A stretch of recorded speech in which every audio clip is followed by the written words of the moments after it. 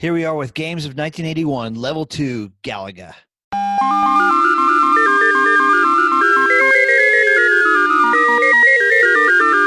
Hello, everybody, and welcome back to the Surely You Can't Be Serious podcast. I am here today with some quarters jingling in my pocket, ready to shovel them into a slot. You got a little change in your pocket going jingling-a-lang? Oh, my gosh. Georgia Satellites, really? If we had an arcade anywhere around us, we would be blowing it up right now. This has been a lot of fun. I am just depressed about the fact that Top Dog closed down and we can't go play these games right now. I know. We got the stupid COVID that keeps us from going to any arcade because they're all worried about the germs on the joysticks or whatever. And yeah. Germs on the joysticks. Joystick germs. Today we're going to continue our discussion on Games of 1981. Right. The year of the most amazing cabinet video arcade games ever, in my opinion. We're going to talk about another classic today. Okay, so the game we're talking about today is Galaga. Let's talk about Galaga. All right, so Galaga, we know, is a shooter game, right? It's a space shooter game, just like Space Invaders, right? Absolutely. So, except way better. Right. Well, but before Galaga, there was Galaxian. Uh-huh. And do you know anything about Galaxian? I remember playing Galaxian. If you look at Space Invaders, which came out in 78, and you look at Galaxian, which came out in 79, you'd be like, oh my gosh, how did they improve this much in 1 year? Huge jump. Huge. You had multicolored spaceships.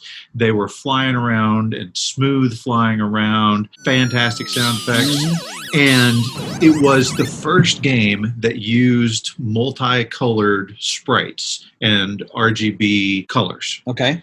So do you know what a sprite is? I think it's fair to tell everybody that you and I are not computer guys per se, and we're not gamers to the strictest sense. We were kids who loved these games when we were kids. And we're leaning on 40-year-old knowledge right here. Yes, we are. Yes. And I have, I've got a few gaming systems at my house, but I don't really get to play them. That's something for my kids. Right. My wife and I play Guitar Hero when we first got married. I remember doing that.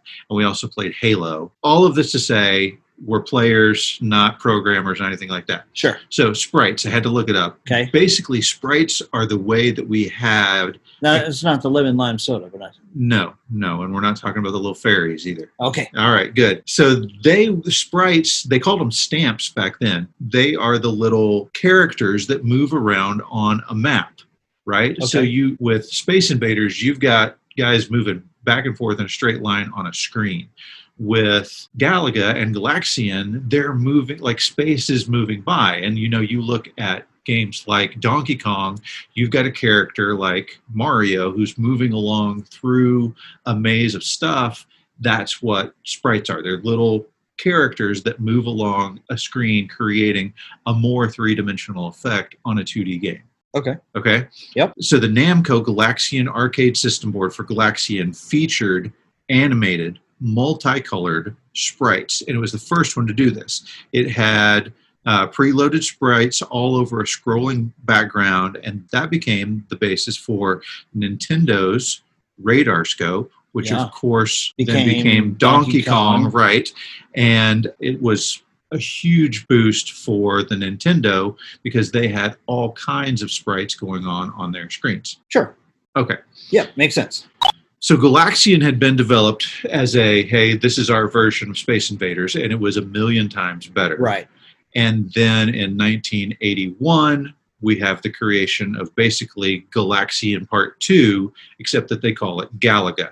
And Galaga was to Galaxian what Ms. Pac-Man was to Pac-Man. It's a big step forward in the game. Yes. All right, Dee, I've got a question for you. Okay. Have you ever played the game Gapless? No. Gapless, otherwise known as Galaga 3, it's the sequel to Galaga. I did not know existed until today. And it wasn't Galaga 2? Well, I guess it goes Galaxian, Galaga, Galaga 3. That doesn't, that's not... Well, it's Japanese. It's above your line of thinking. Right, yes. Okay. Maybe it's Galaga cubed. Maybe so. Because I think if I remember right, when I read about this, like you had a whole bunch of ships that could shoot at the same time. Yes. Okay. Yes. This came out in 1984. I don't know why this got by me. I was definitely in the arcade still at that time, but don't remember this game at all. Yeah, no. For whatever reason, Galaga etched into my memory. Because it's iconic. It is one of the best games of all time. It is one of the best games of all time. It is. I mean, it sounds like Gapless was maybe the... Cousin Eddie. Yeah, maybe the Crystal Skull. That is a conversation for another day. Right. So Galaga was developed by this guy called Shigeru Yokoyama.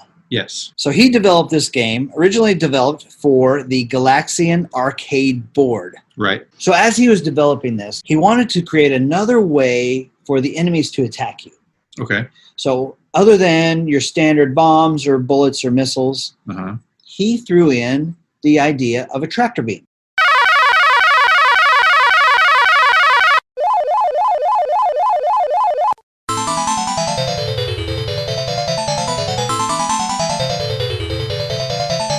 Right. Which he learned from a movie in which a ship is pulled in by another ship with a tractor beam. Some unnamed new movie.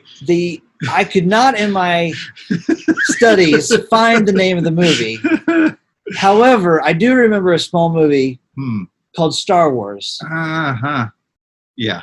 Where this ship you may have heard of called the Millennium Falcon is pulled in by a tractor beam. We're caught in the tractor beam. That's right.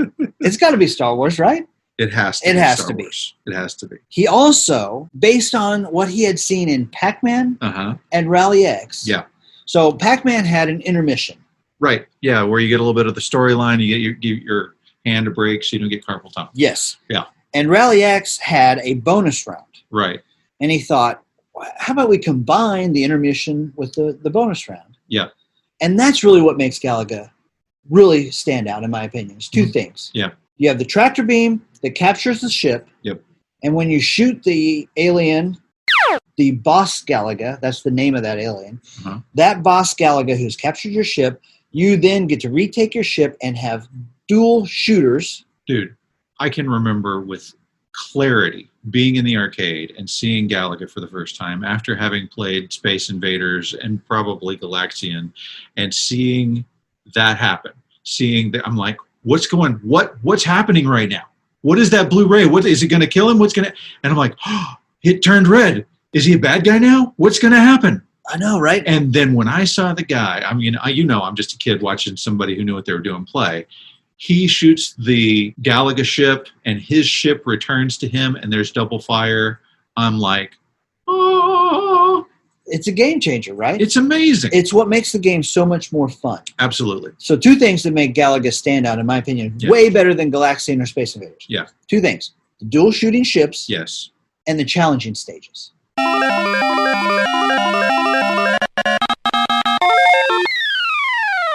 That part where they come on and then they fly off the screen, it actually was an accident. It was a bug in the system. So when he's trying to come up with the intermission idea, one of his other designers is like, hey, you've got a bug in the system and these guys are just flying off the screen. And he's like, oh, peanut butter, chocolate. I got it. Our intermission is going to be the Galaga ships come in for just a bit. You have to shoot them before they fly off the screen. And that's how you get the challenging stage. Oh, absolutely. Genius. Galaga is such a great game. One of the things I want to mention, here's a little tidbit for you. Okay. For you older arcade guys. Yes. One of the enemies, so you have, I don't know how to exactly describe it. If you've ever played the game, you'll know what I'm saying.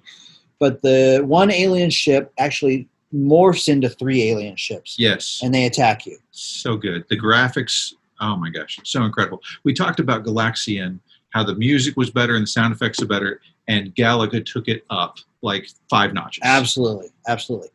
One of those ships is the Galaxian flagship from the game Galaxian.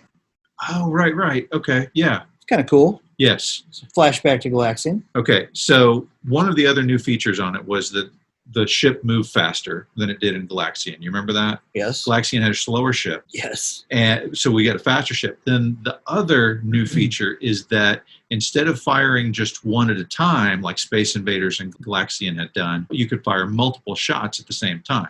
And I'm not even talking about with 2 ships. I'm talking about with one ship. You're like, huge game changer. Oh my gosh. Because it was great. Galaxian and Space Invaders sounded like this. Yep. And Galaga's like, pew, pew, pew, pew, pew, pew, pew. That's, yep. We're enjoying this. We are. So I can remember playing this I'm a little kid, right? I'm a very young kid. Yes. And so my technique was just Hammer pound. Just I'm moving back and forth, trying to avoid the ships and just hitting that fire button on repeat. Like there's no strategy to the firing mechanism. As an adult, having gone back and play the game, I'm not a rapid fire guy anymore. I'm more calculated. More deliberate? Yes, calculated and deliberate in my shots. Okay. Except in challenging stage. And then I have the 2 ships, and then I'm back to rapid fire. 12-year-old hammer in the machine. Try to break it, you're hitting it so hard. So a couple of interesting things about this, right? So when Yokoyama was tasked with creating this new sequel to Galaxian, yep, he came up with another game called King and Balloon. Yes. Remember right. King and Balloon? Not really, no. Okay, there you go. But the second game he came up with was Galaga. Right. You ready for me to blow your mind? Go for it. I'm going to blow your mind. Okay. All right. Now, if you still play Galaga and you enjoy the integrity of the game, you might want to just close your ears for just a second. Are you about to talk about the cheat? Yes. Do you know the cheat? I know the cheat. Dang it. Well, hopefully you, dear listener, I will blow your mind when I tell you this. Yeah, I know about the cheat. Okay. This blew my mind because I had no idea about this. I am ready to go find a Galaga game just so that I can try this out. Okay. Yes. All right. So as I understand, I haven't done this yet, but I watched it. We'll be right back after these messages. No, I'm sorry. No, we're not gonna tease you like that. Go ahead. So in the first round, First phase, phase 1, you have these aliens who dive down and then load into their rows. 1, 2, 3, 4, you shoot them just like normal. Mm-hmm. But the 5th wave, you leave them alone. So the blue guys that will load on the far left, mm-hmm. you don't shoot them. Right. You shoot everybody else, but those 2 guys. Yep. And you let them chase you around for about 10 minutes. It's really a long time. It is a long time. It's a long time, 10 or 12 minutes. And then actually they'll stop shooting at you after a while. Mm-hmm. But you still have to wait because they fake you out sometimes. Yeah. So you keep waiting. Just kidding. We do have more bullets. Yeah, exactly. So you wait until they get so bored they won't shoot at you anymore. Right. And it takes a long time. After that, once they stop shooting at you, you shoot them. And for the rest of the game. Rest of the whole game. The rest of the whole game, the enemies will not fire at you. My mind was blown when I found it out. Can you believe that? I was going to try to knock you out with it as well. Crap.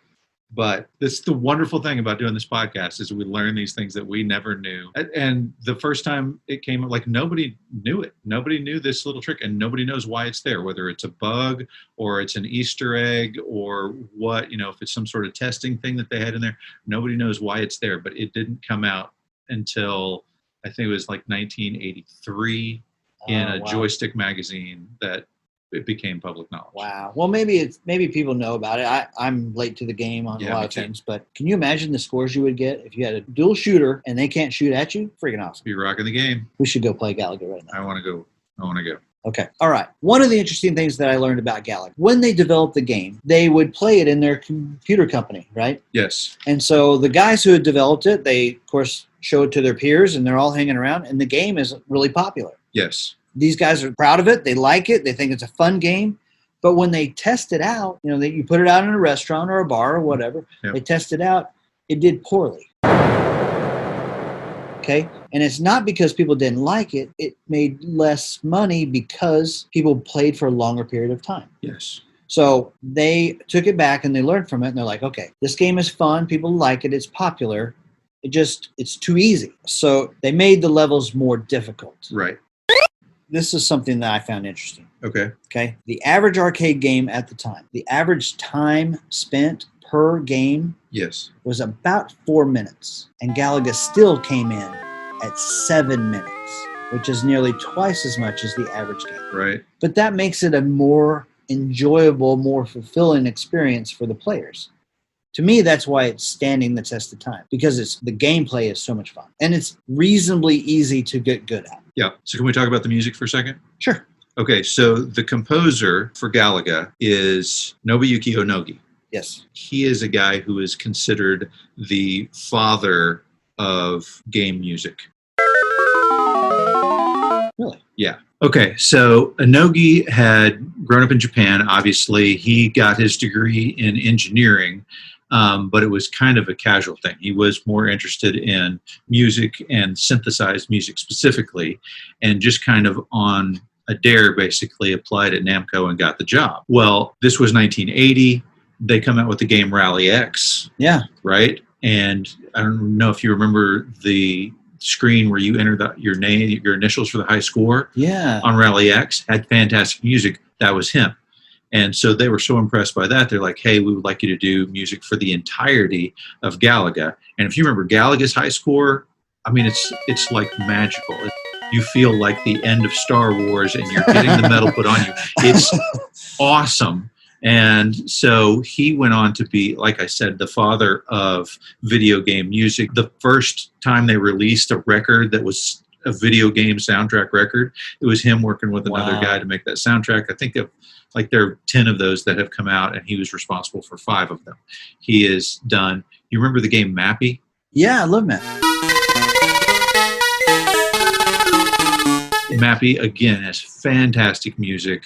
He's the one responsible. Tragically, he passed away 2019. Big loss, but the music from Galaga is one of the key features that makes it a fantastic game. Yeah.